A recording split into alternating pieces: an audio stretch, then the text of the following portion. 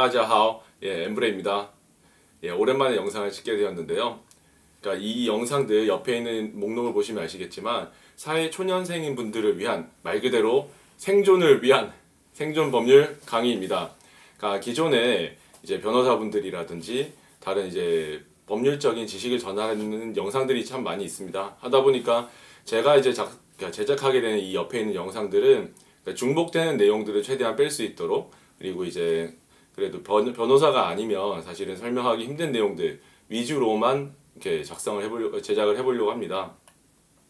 아시겠지만 요즘 웬만한 것들은 이제 네이버라든지 이제 검색을 하시면 다 잘 나옵니다.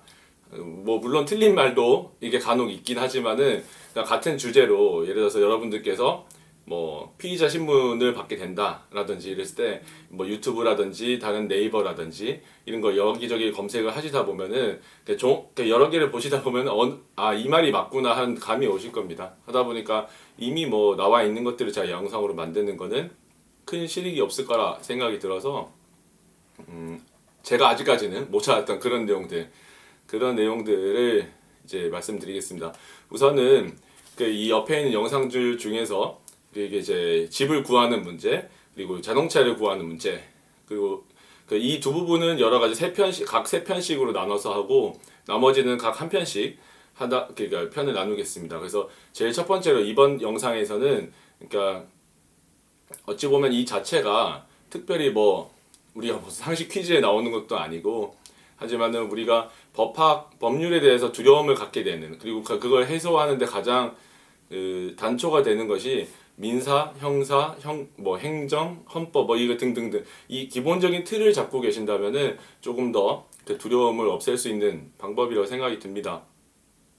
그래서 이번 영상은 가장 이제 우리나라 법제 소송에서 핵심이라고 할 수 있는 민사 소송과 형사 소송이 각각 어떻게 다른지, 그리고 행정 소송이라든지 헌법 소송 같은 경우 뭐 기타 우리가 알고 있는 뭐 가사 소송 이런 것들이 어떤 구조로 되어 있는지, 그러니까 기본적인 틀에 대해서 우선 말씀을 드리겠습니다.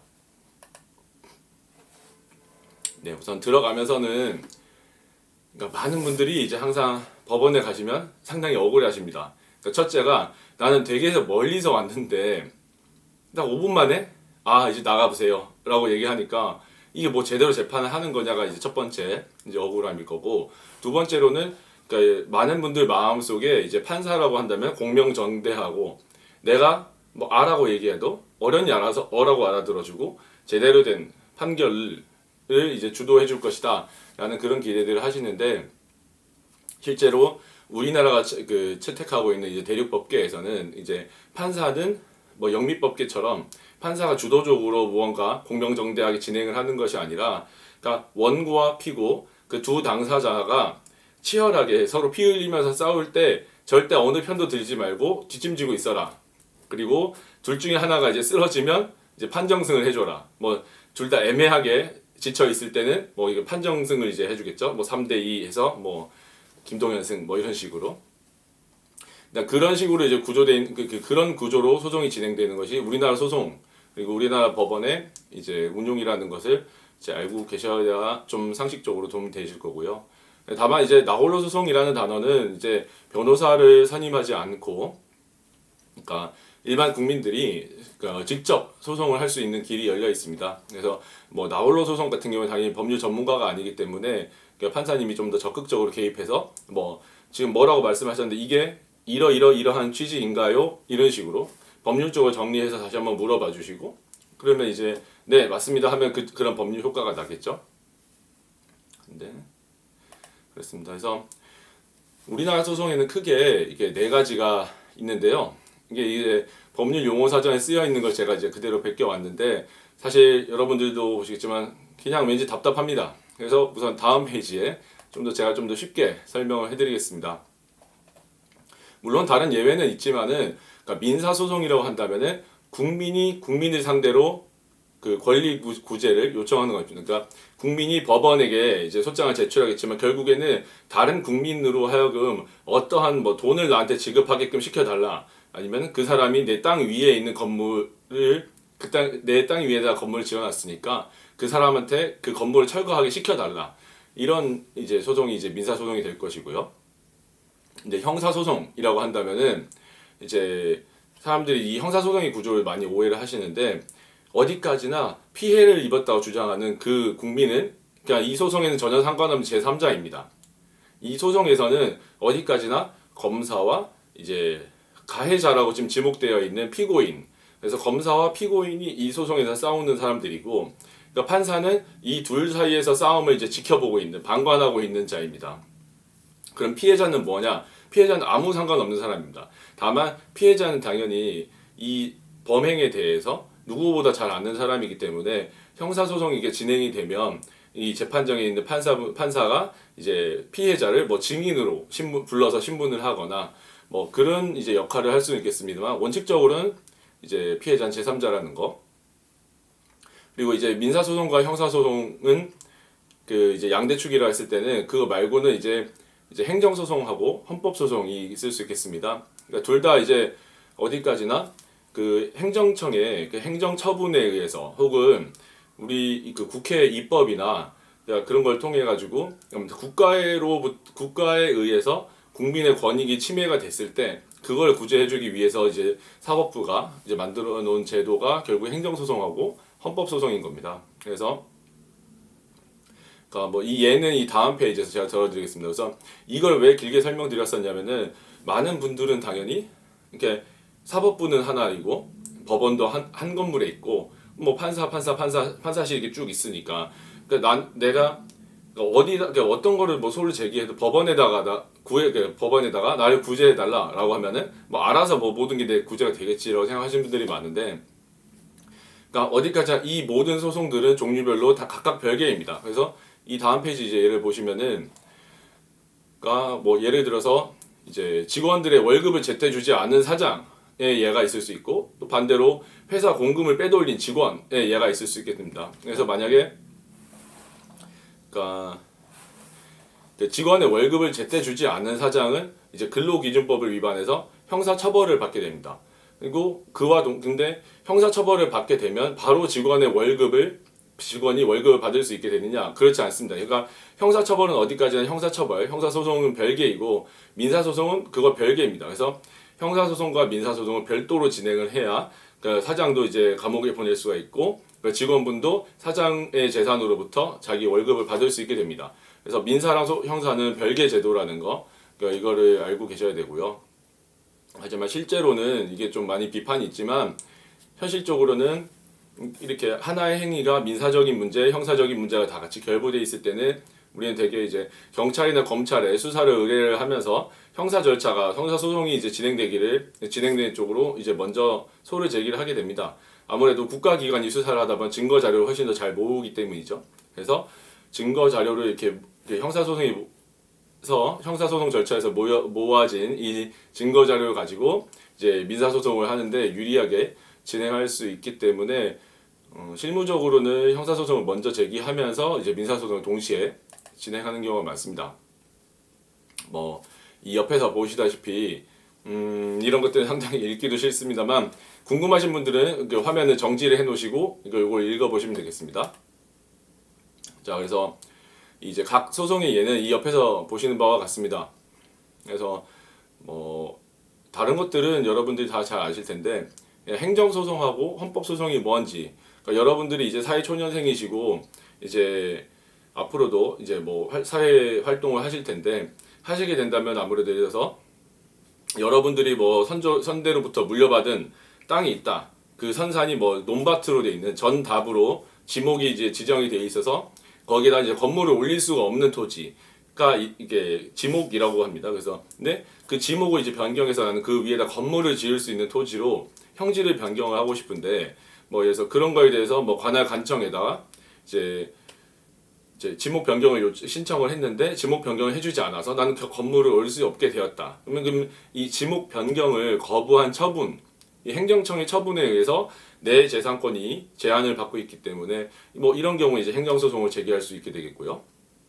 그럼 헌법소송은 되게 비슷하지만은, 그러니까 여기서 예로 제가 이제 헌법소송에 지목 변경해놨는데 이건 옛날에 제가 썼던 거고, 실제로 뭐 예를 들자면 최근에 이제 핫한 이슈가 이제 낙태죄를 규정한 형법 규정에 대해서 헌법재판소가 이 법률은 위헌이다, 국민의 권리를 침해하는 법률이다 해서 이 법률의 효력 자체를 없애버렸습니다.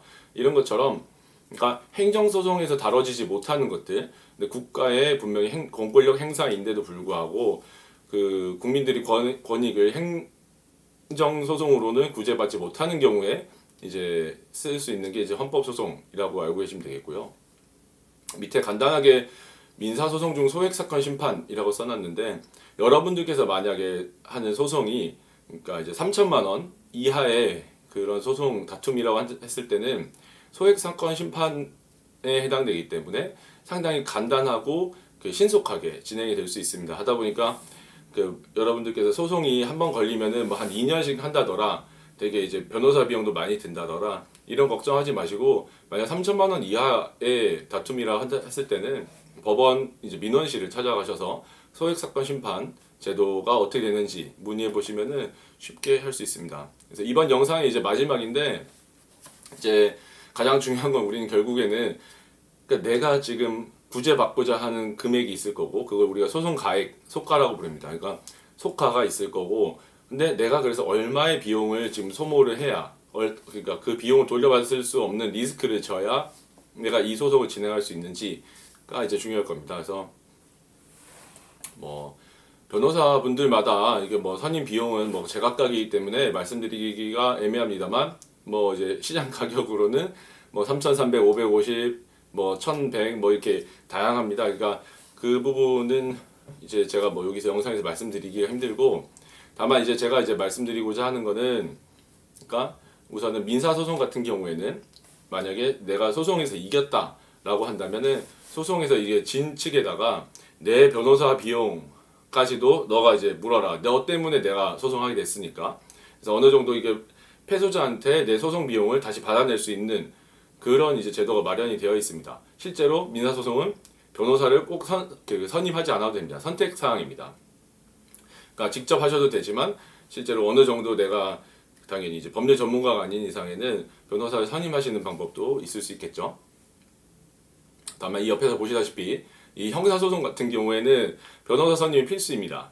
근데 나는 돈이 없으면 이라고 한다면 전담, 국선 변호인 제도가 있기 때문에 그것을 활용하실 수 있겠고요.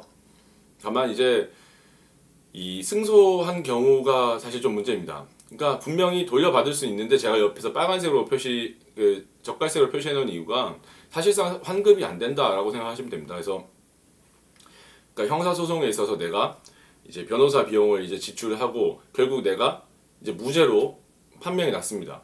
만약 그렇다 했을 때 국가를 상대로 내가 너 때문에 검사 너가 잘못 기소하는 바람에 내가 이 고생을 받았다 해서 어느 정도 보상 청구와 함께 이제 변호사 비용도 이제 돌려달라라고 할 수 있는 제도가 있기는 있습니다만, 실제 우리 실무상 그러니까 형사 관련된 변호사 선임비가 상당히 고액입니다. 그래서 국가가 돌려주는 돈보다는 더 많은 지출을 할 것이기 때문에 실질적으로는 이 형사는 내가 피고인으로 한번 검사한테 물리고 나면 이거는 정말 답이 없을 정도의 비용이 나갑니다.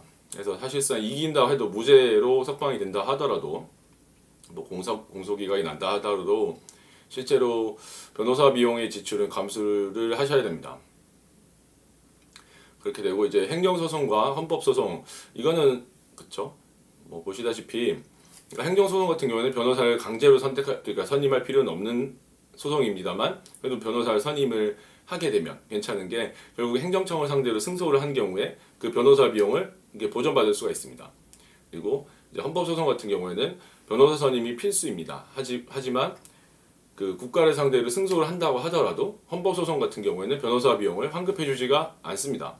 그러니까 이 제도의 특성상 그렇습니다. 그러다 보니까 여러분들께서 어떤 소송을, 우리나라 소송에는 이렇게 크게 4가지가 있고, 그래서 이 제도들은 다 각각 별도인데 변호사를 선임해야 될 의무가 있는지, 그리고 이겼을 때 돈을 돌려받을 수 있는지, 그러니까 이 부분들을 잘 확인을 하셔가지고 여러분들이 억울한 일을 당하셨을 때 이거를 법원을 통해서 구제를 받을 것이냐, 아니면 그냥 이거는 그냥 내가 알아서 해결을 할 것이냐, 이 부분을 판단하시는데 도움이 되셨으면 좋겠습니다. 그래서 이 다음 영상으로는 이제 여기까지 상식으로 다 끝났고요. 이 다음 영상부터는 좀 더 간단한이 아니라 이제 좀 더 구체적인 도움이 될 만한 내용들을 이제 뭐 찍어서 올려드릴 수 있도록 하겠습니다. 네, 감사합니다. 혹시 또 관련해서 이제 궁금하셨던 사항, 그 다뤄줬으면 하는 내용들 이런 것들이 있다면은 이제 밑에 이제 댓글로 달아주시기 바랍니다. 예, 즐거운 분 되세요.